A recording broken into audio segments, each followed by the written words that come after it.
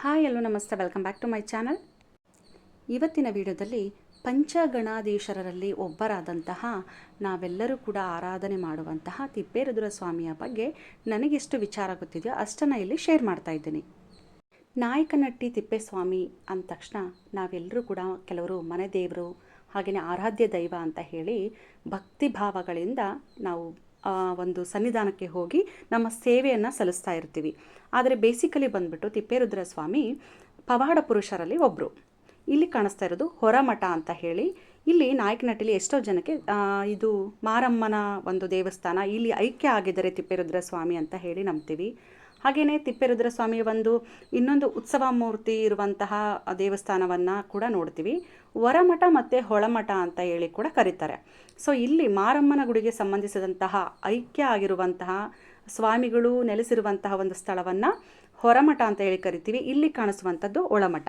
ಇದು ದೇವಸ್ಥಾನದ ಎಂಟ್ರೆನ್ಸ್ ಹೋಗ್ತಿದ್ದ ಹಾಗೆ ಒಳಗಡೆ ಕಾಣಿಸುವಂತಹ ಜಾಗ. ಸುಮಾರು ವರ್ಷಗಳೇ ಆಗೋಗಿತ್ತು ಈ ಒಂದು ಸನ್ನಿಧಾನಕ್ಕೆ ಹೋಗಿ. ನಿಜಕ್ಕೂ ಎಷ್ಟೊಂದು ಬದಲಾವಣೆ ಆಗಿತ್ತು. ಹಾಗೆಯೇ ಇಲ್ಲೊಂದು ಖುಷಿಯ ವಿಚಾರ ಏನು ಅಂದರೆ, ನಾನು ಆಮೇಲೆ ವಿಡಿಯೋ ಆ ಪ್ಲೇಸ್ ಬರಲಿ, ಸೊ ಅವಾಗ ಶೇರ್ ಮಾಡ್ತೀನಿ. ಕೆತ್ತನೆ ಇರ್ಬೋದು, ಹಾಗೆಯೇ ಅಲ್ಲಿಂದ ಒಂದು ಆಲ್ಟ್ರೇಷನ್ನು ಕಂಪ್ಲೀಟ್ ಚೇಂಜ್ ಆಗಿತ್ತು. ಏಕೆಂದರೆ ಮೊದಲೆಲ್ಲ ತಿಪ್ಪೇರುದ್ರ ಸ್ವಾಮಿಯಲ್ಲಿ ಒಂದು ಜೀವಿತಾವಧಿಯಲ್ಲಿ ಆದಂತಹ ಪವಾಡಗಳನ್ನು ಸುತ್ತಲೂ ದೇವಸ್ಥಾನದ ಸುತ್ತಲೂ ಒಂದು ಭಿತ್ತಿ ಚಿತ್ರಗಳಲ್ಲಿ ಹಾಕಿದ್ರು. ಅದನ್ನು ನೋಡಿದ ತಕ್ಷಣ ಈ ಥರದ ಒಂದು ಪವಾಡಗಳು ನೆನಪಿಗೆ ಬರೋ ಆ ಥರನೇ ಒಂದು ಚಿತ್ರಣ ಕಾಣಿಸ್ತಾ ಇತ್ತು. ಸೊ ಈಗ ಕಂಪ್ಲೀಟ್ಲಿ ಎಲ್ಲ ಆಲ್ಮೋಸ್ಟ್ ಚೇಂಜ್ ಆಗಿತ್ತು. ಈ ದೇವಸ್ಥಾನದ ಹಿಂದೆಗಡೆ ತೂಗು ಮಂಚದ ಮೇಲೆ ಒಂದು ಮೂರ್ತಿ ಇದೆ. ಅಲ್ಲಿ ಆ ಸುತ್ತಲೂ ಪ್ಲೇಸಲ್ಲಿ ಅವರ ಪವಾಡಗಳನ್ನು ಚಿತ್ರೀಕರಿಸಲಾಗಿದೆ. ಅಂದರೆ ಭಿತ್ತಿ ಚಿತ್ರಗಳಂತ ಏನು ಹೇಳಿದ್ನಲ್ಲ, ಅದನ್ನೆಲ್ಲದನ್ನು ಕೂಡ ಹಿಂದಿನ ಭಾಗದಲ್ಲಿ ಗೋಡೆಯ ಮೇಲೆ ಹಾಕಿದ್ದಾರೆ. ಸೊ ದೇವಸ್ಥಾನಗಳಲ್ಲಿ ನಾವು ಒಂದು ಪಾಸಿಟಿವ್ ವೈಬ್ರೇಷನನ್ನು ನೋಡ್ತೀವಿ. ಅದು ಆ ದೇವರು ಈ ದೇವರು ಅಂತಲ್ಲ, ದೇವಸ್ಥಾನ ಅಂದ್ರೇ ತುಂಬ ಭಯ ಭಕ್ತಿ ನಿಯಮದಿಂದ ಆ ಒಂದು ಸ್ಥಳವನ್ನು ನಿರ್ಮಾಣ ಮಾಡಿರ್ತಾರೆ. ಸೊ ನಾವು ಎಷ್ಟೇ ಗೊಂದಲಗಳಲ್ಲಿರಲಿ ಅಥವಾ ಆತಂಕದಲ್ಲಿರಲಿ, ಒಂದು ಕಷ್ಟಗಳಲ್ಲಿರಲಿ, ದೇವಸ್ಥಾನಕ್ಕೆ ಹೋಗಿ ದೇವರ ಒಂದು ದರ್ಶನವನ್ನು ಮಾಡಿದಾಗ ಇಲ್ಲಿ ಕಾಣುವಂತಹದ್ದು ತಿಪ್ಪೇರುದ್ರ ಸ್ವಾಮಿಯ ಮೂರ್ತಿ. ಸೊ ಒಳಗಡೆ ತುಂಬ ಕಂಪ್ಲೀಟಾಗಿ ಹತ್ತಿರ ಹೋಗೋದಕ್ಕೆ ಬಿಡಲಿಲ್ಲ, ಹಾಗಾಗಿ ದೂರದಿಂದನೇ ನಾನು ಅದನ್ನು ಸ್ವಲ್ಪ ವಿಡಿಯೋ ಮಾಡಿಕೊಂಡೆ. ಈ ಒಂದು ಸ್ಥಳಕ್ಕೆ ಹೋದಾಗ ನಮಗೆ ಒಂದು ಪಾಸಿಟಿವ್ ವೈಬ್ರೇಷನ್ ಖಂಡಿತ ಅನಿಸಿರುತ್ತೆ. ಸುಮಾರು ಜನಕ್ಕೆ ಕೂಡ ಅದರ ಒಂದು ಭಾಸ ಕೂಡ ಆಗಿರುತ್ತೆ. ಕೆಲವರು ಆಗಿದ್ದರೂ ಕೂಡ ಅದನ್ನು ಅಷ್ಟೊಂದು ಫೋಕಸ್ ಮಾಡಿ ನೋಡಿರಲ್ಲ. ದೇವಸ್ಥಾನದಲ್ಲಿ ಕೂತ ತಕ್ಷಣವೇ ಒಂದು ಮನಸ್ಸಿಗೆ ತಾಳ್ಮೆ, ಶಾಂತಿ ಅನ್ನೋದು ಗೋಚರಿಸುತ್ತೆ. ಇಲ್ಲಿ ಕಾಣಿಸುವುದು ಬೆಳ್ಳಿ ತೇರು, ಅಂದರೆ ತಿಪ್ಪೇರುದ್ರ ಸ್ವಾಮಿಯ ಒಂದು ಪ್ರತಿ ವರ್ಷ ನಡೆಯುವ ತೇರು ಬೇರೆ, ಇಲ್ಲಿ ಗ್ಲಾಸಲ್ಲಿ ಒಳಗಡೆ ಇರುವಂಥದ್ದು ಬೆಳ್ಳಿಯ ರಥ. ಸೊ ಅದನ್ನೊಂದು ಸ್ವಲ್ಪ ಚಿತ್ರಣವನ್ನು ತಗೊಂಡೆ. ಅದಾದ ನಂತರ ನೆಕ್ಸ್ಟು ನಾವು ಬೇರೆ ಪ್ಲೇಸ್ಗೆ, ಅಂದರೆ ತುಂಬ ವರ್ಷ ಆಗಿತ್ತು ಅಂತ ಹೇಳಿದ್ನಲ್ಲ, ಹಾಗಾಗಿ ಕಂಪ್ಲೀಟ್ ನೋಡಿಕೊಂಡು ಹಿಂದೆಗಡೆ ಹೋದ್ವಿ. ಫಸ್ಟು ಏನಪ್ಪ ಅಂದರೆ, ತಿಪ್ಪೇರುದ್ರ ಸ್ವಾಮಿ ಇಲ್ಲಿಗೆ ಬರೋದಕ್ಕೆ ಕಾರಣ, ಭೂಲೋಕವನ್ನು ನಾವು ಉದ್ಧಾರ ಮಾಡಬೇಕು ಅಂತ ಹೇಳಿ ಪಂಚಗಣಾಧೀಶರನ್ನು ಭಗವಂತ ಭೂಮಿಗೆ ಕಳಿಸ್ತಾನೆ. ಸೊ ಕಳಿಸಿದಾಗ ಫಸ್ಟು ಅವರು ಭೂಮಿಗೆ ಬಂದಾಗ ಅವರನ್ನು ವೆಲ್ಕಮ್ ಮಾಡೋದು, ಅವರನ್ನು ಭೇಟಿ ಮಾಡೋದು ಆಂಜನೇಯ ಸ್ವಾಮಿ. ಭೂಮಿಗೆ ಬಂದಂತಹ ಪಂಚಗಣಾಧೀಶ್ವರರು, ಅದರಲ್ಲಿ ಒಂದೆರಡು ಹೆಸರು ಹೇಳ್ತೀನಿ: ಕೆಂಪಯ್ಯ, ಕೋಲಶಾಂತಯ್ಯ, ಚನ್ನಬಸವಣ್ಣ, ತಿಪ್ಪೇರುದ್ರ ಸ್ವಾಮಿ. ಸೊ ಇವರುಗಳು ಮಾತಾಡ್ಕೊಳ್ತಾರೆ. ನಾವು ಒಂದೊಂದು ದಿಕ್ಕಿನಲ್ಲೂ ಒಬ್ಬೊಬ್ಬರು ಹೋಗಿಬಿಟ್ಟು ಲೋಕ ಸಂಚಾರವನ್ನು ಮಾಡಿ ಅಲ್ಲಿ ಆಗುವಂತಹ ಕೆಲವೊಂದು ಸಮಸ್ಯೆಗಳನ್ನು ಪರಿಹಾರ ಮಾಡಿ ಮತ್ತೆ ನಾವು ಇಲ್ಲಿ ಭೇಟಿ ಆಗೋಣ ಅಂತ ಹೇಳಿ ಮಾತಾಡಿಕೊಂಡು ಅಲ್ಲಿಂದ ಅವರ ಒಂದು ಸ್ಥಳಕ್ಕೆ ಹೋಗ್ತಾರೆ. ಸೊ ಆಗ ಅಲ್ಲಿಂದ ಪ್ರಾರಂಭವಾಗುವಂಥದ್ದು ತಿಪ್ಪೇರುದ್ರ ಸ್ವಾಮಿಯ ಚರಿತ್ರೆ. ಅವರು ಫಸ್ಟು ಒಂದು ಹಳ್ಳಿಗೆ ಬರ್ತಾರೆ. ಅವರನ್ನು ನೀನು ಇರೋದು ನೋಡು, ಭಿಕ್ಷುಕ ಇದ್ದಂಗಿದೆಯಾ, ನೀನು ನೋಡಿದ್ರೆ ಅಸಹ್ಯ ಅನಿಸುತ್ತೆ ಅಂತ ಹೇಳಿ ಜನ ತುಂಬ ಅವಹೇಳನ ಮಾಡ್ತಾರೆ. ಒಂದು ಸ್ಥಳಕ್ಕೆ ಬಂದಾಗ ಅಲ್ಲಿ ಒಬ್ಬ ಊರಿನ ಯಜಮಾನ ಕೆರೆ ಕಟ್ಟಿಸ್ತಾ ಇರ್ತಾರೆ. ಅಂದರೆ ಜನರಿಗೆ ಅನುಕೂಲ ಆಗಲಿ, ಮಳೆ ಬೆಳೆ ಎಲ್ಲದೂ ಕೂಡ ಸರಿದೂಗಿಸೋಕ್ಕೋಸ್ಕರ ಒಂದು ಕೆರೆ ಕಟ್ಟಡವನ್ನು ಮಾಡ್ತಾ ಇರ್ತಾರೆ.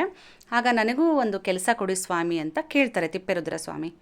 ನೀನು ಈ ಅವತಾರದಲ್ಲಿ ಕೆಲಸ ಮಾಡ್ತೀಯಾ, ನಿನ್ನ ಕೈಲಿ ಆಗುತ್ತಾ ಅಂತ ಹೇಳಿ ಅವ್ರನ್ನ ಗೇಲಿ ಮಾಡಿದಾಗ, ಇಲ್ಲ ನನಗೆ ಕೆಲಸ ಕೊಟ್ಟು ನೋಡಿ, ನನಗೂ ಕೆಲಸ ಮಾಡಬೇಕು, ಸೊ ನನಗೆ ಹಶುವಾಗುತ್ತೆ, ಅದರಿಂದ ನಾನು ಬಂದಂಥ ದುಡ್ಡಲ್ಲಿ ನಾನು ಹೊಟ್ಟೆ ತುಂಬಿಸ್ಕೋಬೇಕು ಅಂತ ಕೇಳ್ಕೊಳ್ತಾರೆ ತಿಪ್ಪೇರುದ್ರ ಸ್ವಾಮಿಗಳು.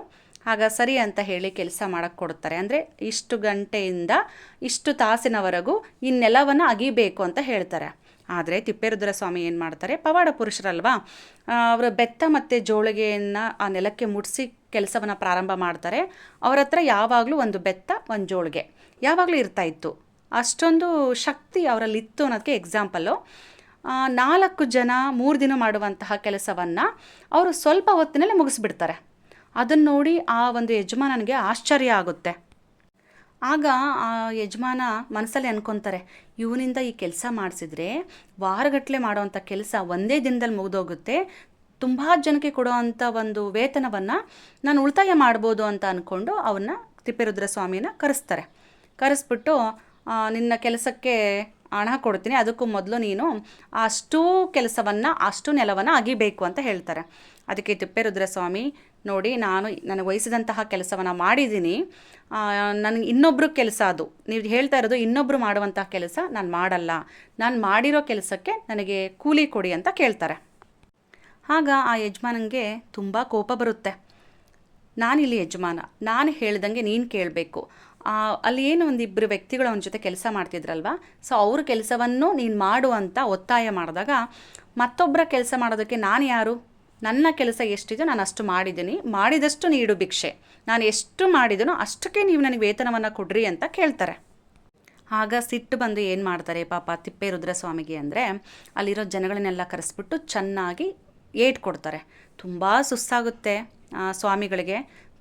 ಕರ್ಕೊಂಡು ಹೋಗ್ಬಿಟ್ಟು ಆ ತಿಪ್ಪೆಯಲ್ಲಿ ಎಸಿರಿ ಅಂತ ಹೇಳ್ತಾರೆ. ಅಲ್ಲಿ ಪಕ್ಕದಲ್ಲಿದ್ದಂತಹ ತಿಪ್ಪೆ ಮೇಲೆ ತಿಪ್ಪೇರುದ್ರ ಸ್ವಾಮಿಗಳನ್ನು ಎಷ್ಟು ಬರ್ತಾರೆ.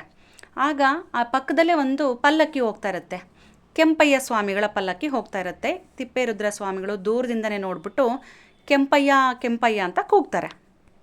ಆಗ ಆ ಕೆಂಪಯ್ಯ ಸ್ವಾಮಿಗಳಿಗೆ ಇವರು ಧ್ವನಿ ಕೇಳಿಸಿ, ಯಾರೋ ನನ್ನ ಕರೆದಂಗೆ ಆಗ್ತಾಯಿದೆಯಲ್ಲ ಅಂತ ಹೇಳಿ ಸುತ್ತಲೂ ನೋಡ್ತಾರೆ. ದೂರದಲ್ಲಿ ತಿಪ್ಪೆ ಮೇಲೆ ತಿಪ್ಪೇರುದ್ರ ಸ್ವಾಮಿಗಳು ಕೂತ್ಕೊಳ್ತಾರೆ. ಸಮೀಪದಲ್ಲಿ ಬಂದು ನೀನು ಯಾರಪ್ಪ ಅಂತ ಕೇಳಿದಾಗ ಫಸ್ಟಿಗೆ ಗೊತ್ತಾಗಲ್ಲ ಅವರಿಗೆ. ಕೆಂಪಯ್ಯ ಸ್ವಾಮಿಗಳು ಮರ್ತೇ ಹೋಗ್ಬಿಟ್ಟಿರ್ತಾರೆ ತಿಪ್ಪೇರುದ್ರ ಸ್ವಾಮಿಗಳನ್ನು. ಫಸ್ಟಿಗೆ ಅವರಿಗೆ ತಿಪ್ಪೇರುದ್ರ ಸ್ವಾಮಿ ಅಂತ ಕರಿತಾ ಇರಲ್ಲ. ಆಗ ಕೆಂಪಯ್ಯ, ನನ್ನನ್ನು ಮರ್ತುಬಿಟ್ಟೆ ನೀನು ಅಂತ ಕೇಳ್ತಾರೆ. ಫ್ಲ್ಯಾಶ್ ಆಗುತ್ತೆ ಕೆಂಪಯ್ಯ ಸ್ವಾಮಿಗಳಿಗೆ. ಅಯ್ಯೋ, ನನ್ನಿಂದ ತಪ್ಪಾಗಿದೆ, ಕ್ಷಮೆ ಇರಲಿ, ಏನು ನಿಮ್ಮ ಅವಸ್ಥೆ ಅಂತ ಕೇಳಿದಾಗ ನಡೆದ ಘಟನೆ ಎಲ್ಲ ಹೇಳ್ತಾರೆ. ಆಗ ಕೆಂಪಯ್ಯ ಸ್ವಾಮಿಗಳಿಗೆ ಸ್ವಲ್ಪ ಮುಜುಗರ ಆಗುತ್ತೆ. ನಾನು ಎಂಥ ತಪ್ಪು ಮಾಡಿದೆ, ನಾನು ಜನರ ಹೊಗಳಿಕೆಗೆ ಅದರಿಂದ ಹುಬ್ಬಿಬಿಟ್ಟು ಪಲ್ಲಕ್ಕಿಯ ಮೆರವಣಿಗೆ ಮಾಡಿಸ್ಕೊಳ್ತಾ ಕಾಯಕಕ್ಕೆ ಬಂದಿದ್ದೀನಿ ಅನ್ನೋದನ್ನೇ ಮರೆತು ಬಿಟ್ಟಿದ್ದೆ, ನನ್ನ ಕಣ್ಣು ತೆರೆಸಿದ್ದಕ್ಕೆ ತುಂಬ ಧನ್ಯವಾದ ಅಂತ ಹೇಳಿ ನಿನ್ನ ಹೆಸರು ಇವತ್ತಿನಿಂದ ತಿಪ್ಪಯ್ಯ ಅಂತಲೇ ಎಲ್ಲ ಕಡೆ ಪ್ರಚಾರ ಆಗಲಿ ಅಂತ ಹೇಳ್ತಾರೆ ಕೆಂಪಯ್ಯ ಸ್ವಾಮಿಗಳು. ಯಾಕೆ ಅಂದರೆ ಅವರಿಗೆ ಆ ರೀಕಾಲ್ ಆಗಿದ್ದು ಆ ಪ್ಲೇಸು ಆ ತಿಪ್ಪೆ ಮೇಲೆ, ಹಾಗಾಗಿ ಈ ಒಂದು ಹೆಸರು ಬಂತು ಅಂತ ಹೇಳ್ತಾರೆ.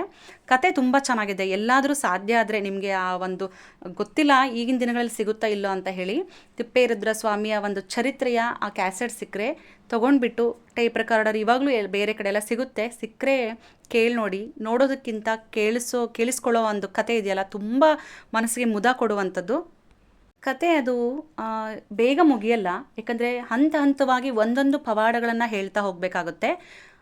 ಒಂದು 3 ತಾಸು ಇರುವಂತಹ ಕತೆ ಇದು. ಪಣಿಯಪ್ಪನ ಭೇಟಿ ಆಗುತ್ತೆ. ಪಣಿಯಪ್ಪ ಇವ್ರನ್ನ ಫಸ್ಟು ಯಾವ ರೀತಿಯಾಗಿ ತುಚ್ಛವಾಗಿ ಅವಮಾನ ಮಾಡ್ತಾನೆ, ಆನಂತರ ಅವರ ಸೇವೆಯಲ್ಲಿ ಅಂದರೆ ಪಣಿಯಪ್ಪ ಮತ್ತು ಪಣಿಯಪ್ಪನ ಹೆಂಡ್ತಿ ತಿಪ್ಪೇರುದ್ರ ಸ್ವಾಮಿಗಳ ಸೇವೆಯಲ್ಲೇ ಫುಲ್ ಮುಳುಗೋಗ್ಬಿಡ್ತಾರೆ. ಯಾವ ರೀತಿ ಬದಲಾಗ್ತಾರೆ ಅನ್ನೋದು ಕೂಡ ತುಂಬ ದೊಡ್ಡ ಕತೆ ಇದೆ. ಜೊತೆಗೆ ಇವರು ಆಯ್ಕೆ ಆಗಿರುವಂತಹ ಮಾರಿಯಮ್ಮನ ದೇವಸ್ಥಾನ, ಆ್ಯಕ್ಚುಲಿ ಅದು ಮಾರಿಯಮ್ಮ ಅಂತ ಹೇಳಿ ಗ್ರಾಮ ದೇವತೆಯ ಒಂದು ವಾಸಸ್ಥಳ. ಅಲ್ಲಿ ಸ್ವಾಮಿಗಳು ನನಗೆ ಇರೋದಕ್ಕೆ ಒಂದು ಸ್ಥಳ ಕೊಡ್ತೀಯಾ ಅಂತ ದೇವಿನ ಕೇಳಿದಾಗ, ನಾನು ಸ್ವಲ್ಪ ಊರನ್ನು ನೋಡ್ಕೊಂಡು ಬರ್ತೀನಿ, ಈ ಒಂದು ಮೂಲೆಯಲ್ಲಿ ಇರು ಅಂತ ಹೇಳಿ ಹೋಗ್ತಾಳೆ. ಬರೋ ಅಷ್ಟೊತ್ತಿಗೆ ಇಡೀ ಒಂದು ದೇವಸ್ಥಾನ ಬೆತ್ತ ಮತ್ತು ಜೋಳಿಗೆಯಿಂದ ತುಂಬ ಹೋಗ್ಬಿಟ್ಟಿರುತ್ತೆ. ಆವಾಗ ಮಾರಮ್ಮ ವಾಪಸ್ ಬಂದು ಕೇಳಿದಾಗ, ನಾನು ಎಲ್ಲಿರಲಿ, ನನಗಿರೋದಕ್ಕೆ ಸ್ಥಳನೇ ಇಲ್ಲ, ಹಾಗಾಗಿ ಈ ಸ್ಥಳ ಇವತ್ತಿನಿಂದ ನಿನಗೇ ಇರಲಿ ಅಂತ ಹೇಳಿ ಬಿಟ್ಕೊಡುವಂಥದ್ದು. ಸುಮಾರು ಕಥೆಗಳು, ನೈಜವಾಗಿ ನಡೆದಿರುವಂತಹ ಕಥೆಗಳಿಗೆ ಅಲ್ಲಿ ನಿದರ್ಶನಗಳು ಕೂಡ ತೋರಿಸ್ತಾರೆ. ಈ ರೀತಿಯಾಗಿ ನಾಯಕನಹಟ್ಟಿಯಲ್ಲಿ ತಿಪ್ಪೇರುದ್ರ ಸ್ವಾಮಿಗಳ ವಾಸ್ತವ್ಯ ಆಯಿತು ಅನ್ನೋದನ್ನು ನಾವು ತಿಳ್ಕೋಬಹುದು. ಸೊ ಇನ್ನಷ್ಟು ಮಾಹಿತಿಗಳನ್ನು ನಾನು ಇನ್ನೊಂದು ಸಾರಿ ಅಲ್ಲಿ ಹೋದಾಗ ಕಲೆ ಹಾಕಿ ನಿಮ್ಮಲ್ಲಿ ಶೇರ್ ಮಾಡೋದಕ್ಕೆ ಪ್ರಯತ್ನ ಮಾಡ್ತೀನಿ. Thank you for watching. ಈ ಕತೆ ಯಾರಿಗೆಲ್ಲ ಗೊತ್ತಿತ್ತು ಕಮೆಂಟ್ ಮಾಡಿ.